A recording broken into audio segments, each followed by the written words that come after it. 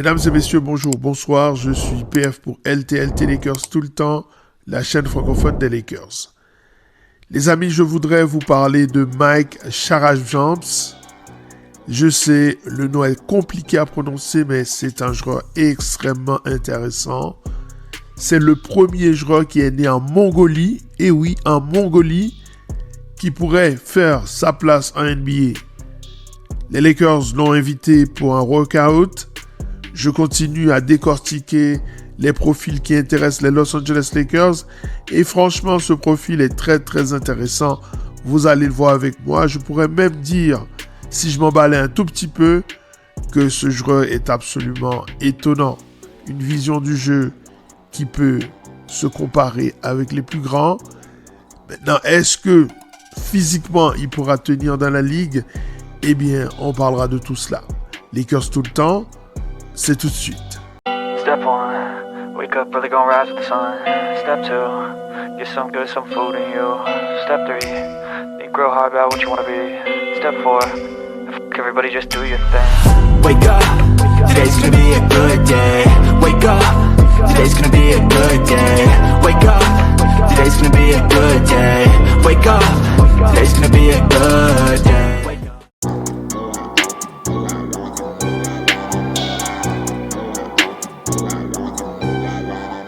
Oui, en effet, les amis, jusqu'ici, les Lakers avaient en quelque sorte privilégié deux choses.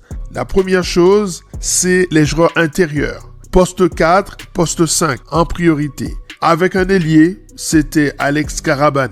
Sinon, au niveau des ailiers forts, c'était Zubi Ejiofor. C'était également des pivots avec Duke Brennan, Keba Keita, avec un garçon comme Malakai Moreno, avec encore un garçon comme Baba Miller. Les Lakers s'étaient plutôt orientés vers des joueurs intérieurs, rebondeurs, éventuellement défenseurs.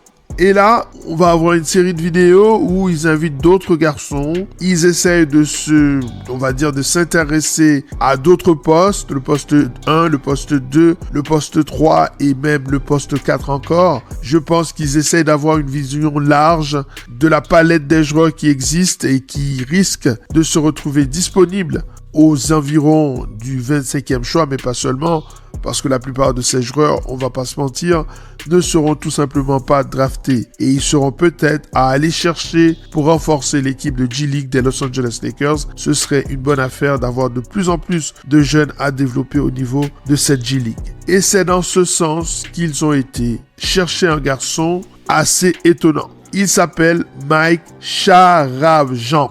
C'est très difficile à dire et pour cause, le garçon est originaire de la Mongolie, un pays que j'ai eu la chance de visiter, un pays assez intéressant avec Oulan-Bator comme capitale. Et là, tu peux faire des descentes jusqu'au désert de Gobi. C'est un pays assez vert, assez naturel, assez accueillant aussi. Et fan de basket parce que lorsque je me suis baladé avec le t-shirt de Luka Doncic, beaucoup de gens sont venus me parler de basket, de Lakers, de NBA. Bref, c'est un pays de passionnés de basket. Et ce garçon, qui est-il ?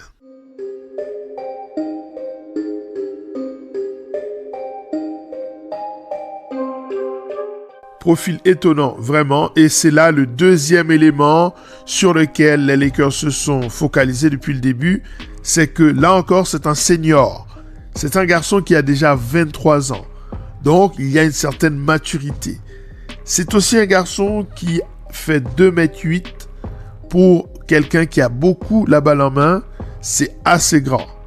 C'est un ailier, on va dire que c'est un meneur dans un corps d'ailier. C'est un meneur parce que c'est une vision du jeu de meneur. C'est une capacité à créer pour ses partenaires qui est assez magique. D'ailleurs, on l'appelle The Mongolian Mike parce que sa vision du jeu est absolument extraordinaire. Il est né à Oulan-Bator, capitale de la Mongolie, pays important à l'époque de Genghis Khan, qui était l'un des plus grands empereurs de l'histoire de l'Asie, qui a dirigé un empire allant de la Chine jusqu'en Hongrie. Donc c'était peut-être peut-être le plus grand empereur de l'histoire, en tout cas le plus grand conquistador de l'histoire de l'humanité, l'un des hommes qui a amassé des richesses, qui était peut-être le conquistador le plus riche de l'époque et qui avait pensé en tout cas à la dimension des échanges économiques, qui avait été extrêmement avant-gardiste par rapport à sa vision de l'économie, etc.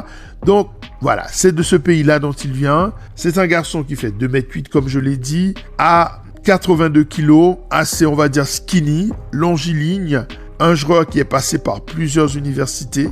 Ça aussi, c'est à noter, puisqu'il a fait tour à tour Dayton, San Francisco, Utah, et là, il est à South Carolina. Donc, 4e année dans la ligue, un joueur qui voit au-dessus de la défense, qui est capable de trouver n'importe qui sur le terrain. Par contre, ça pose un problème qui est quelle est la position naturelle de ce garçon au niveau de la NBA. Et ça, cette question a l'air simple, elle ne l'est pas du tout. Parce que pour moi, il est trop grand pour défendre sur le poste 1 et trop petit pour être vraiment un intérieur et surtout trop frêle pour être un intérieur. Pourtant, il a la taille, 2,8 m, 85 kg environ. C'est un garçon, c'est un bel athlète qui peut être présent dans la ligne de passe, même si on voit que sa moyenne en interception n'a jamais dépassé 0,9 par match. De même que sa moyenne au niveau des passes décisives n'a jamais atteint les 3 passes décisives par match. Même si ce garçon, je vous le dis, c'est vraiment un génie avec la balle en main. Et c'est aussi parce que c'est pas vraiment un meneur à plein temps, même si il est listé comme étant meneur. Donc vous voyez, ça va poser plusieurs problèmes. Lorsque vous avez un joueur aussi atypique, c'est compliqué de le classer et il se pourrait qu'il prenne du temps avant de trouver sa place. Et surtout, est-ce qu'on va lui laisser le temps justement de trouver sa place? Mais en tout cas, je voulais parler de ce joueur qui a joué cette saison 2025-2026 du côté de South Carolina, 32 matchs avec une trentaine de minutes par match, une réussite de 49%, 34% à 3 points, près de 88% au lancer franc, 5,6 rebonds, 2,3 passes, 0,9 contre par match, 0,7 interceptions par match, 2,2 fautes commises, 1,4 pertes de balles par match pour près de 11 points inscrits par match. C'est un garçon qui peut scorer et surtout, il est extrêmement polyvalent. Franchement, je ne serais pas opposé à l'idée qu'il vienne aux Lakers, qu'on le développe au niveau de la G-League, parce que pour le pick 25, je ne consacrerai peut-être pas ce pick à ce joueur, parce que je reviendrai là-dessus au cours de la semaine. Les Lakers ont invité d'autres joueurs et il y en a un qui m'intéresse particulièrement. Mais ça, je vous en parlerai la prochaine fois. J'espère que vous avez aimé ce contenu, les amis. Petit pouce bleu, abonnez-vous, commentez si vous avez déjà entendu parler de ce joueur. N'hésitez pas à m'en parler et surtout, partagez cette vidéo. J'espère que cette vidéo arrivera jusqu'en Mongolie. Merci à vous, à très bientôt. Ciao.